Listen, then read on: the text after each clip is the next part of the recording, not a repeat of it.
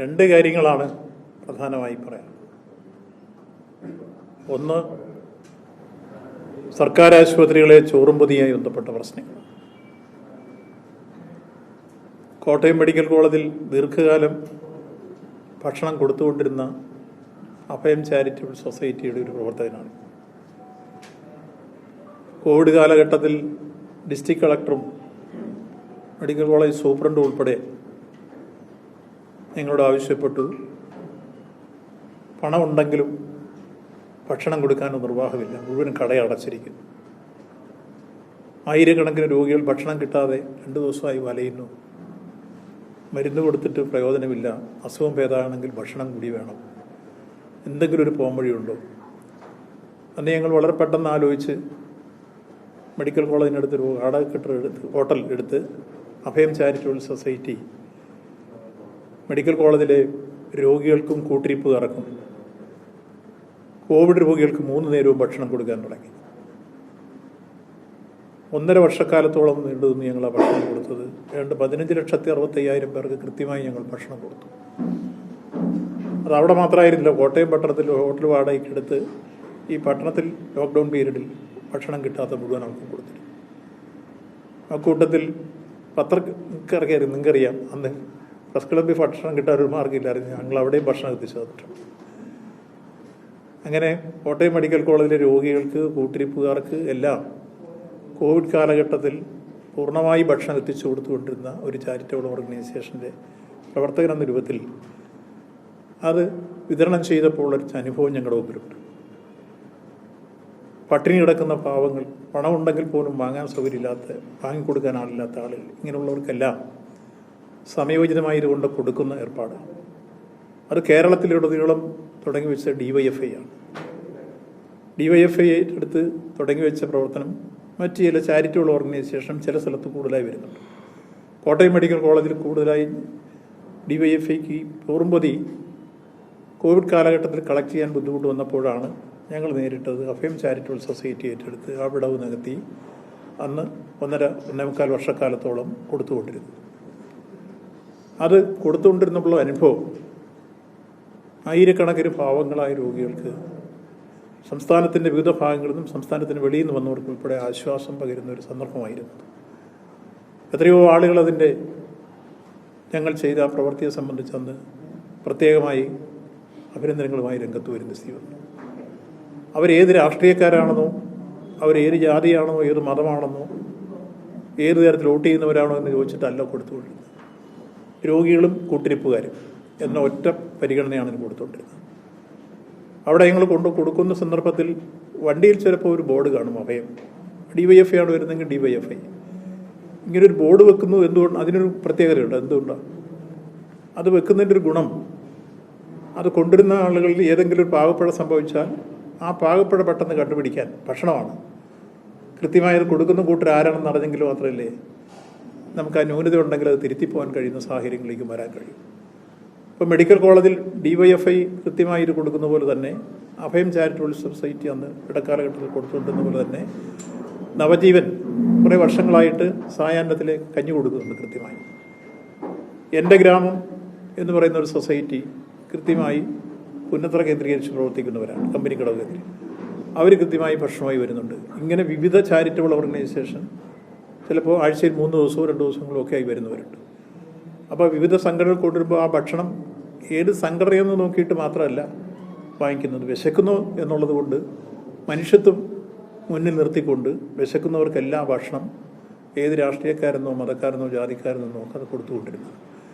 അങ്ങനെ കൊടുത്തുകൊണ്ടിരിക്കുന്ന ഈ അന്നം യഥാർത്ഥത്തിൽ ഇന്ന് ഹോസ്പിറ്റൽ കോമ്പൗണ്ടുകൾ പാടില്ല എന്ന രൂപത്തിലേക്ക് വകുപ്പ് മന്ത്രി കർശനമായ ചില നിലപാടുകൾ സ്വീകരിച്ച് മുന്നോട്ട് വരുമ്പോൾ അത് ഒരു മാനവീയതയ്ക്കെതിരാണ്, മനുഷ്യത്വത്തിനെതിരാണ്.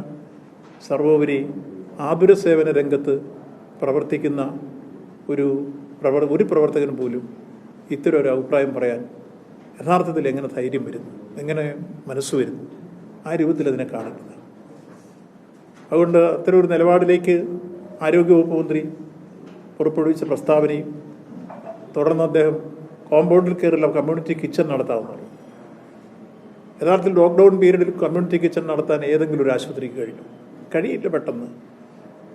ആശുപത്രിയിലെ രോഗികളുടെ കാര്യത്തിനും പരിചരണത്തിനും വരുന്ന രോഗികൾ എങ്ങനെയാണ് ഇതിനു വേണ്ടി പ്രത്യേക സംവിധാനത്തിലേക്ക് വരിക? അതിന് വിഭവങ്ങൾ സമാഹരിക്കണ്ടേ, അത് പാകപ്പെടുത്തി കൊടുക്കണ്ടേ, അതേപോലെ തന്നെ അതിൻ്റെ കൃത്യത നോക്കണ്ടേ, ഭക്ഷ്യസുരക്ഷാ വകുപ്പുമായി ബന്ധപ്പെട്ട് പരിശോധനകൾ നടക്കണ്ടേ, ഇതെല്ലാം നോക്കിയിട്ട് വേണ്ടേ അവർക്കത് കൊടുക്കാൻ ഗവൺമെൻറ് ഭാഗത്ത് നിന്ന് ചെയ്യുമ്പോൾ. അപ്പോൾ അത് അപ്രായോഗികമായ ഒരു കാര്യം എന്നുണ്ടെങ്കിൽ പരീക്ഷിച്ച് ഒരു പക്ഷേ ചില സ്ഥലത്ത് പരാജയപ്പെട്ടൊരു കാര്യമാണ്.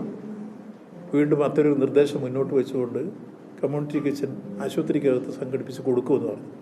അത് തികച്ചും അശാസ്ത്രീയമായ അപ്രായോഗികമായ കാര്യമാണ്. ഇനി സംഘടനകളുടെ പേര് വെക്കുന്നത്, ഇപ്പോൾ കോട്ടയം ജില്ലയിൽ തന്നെ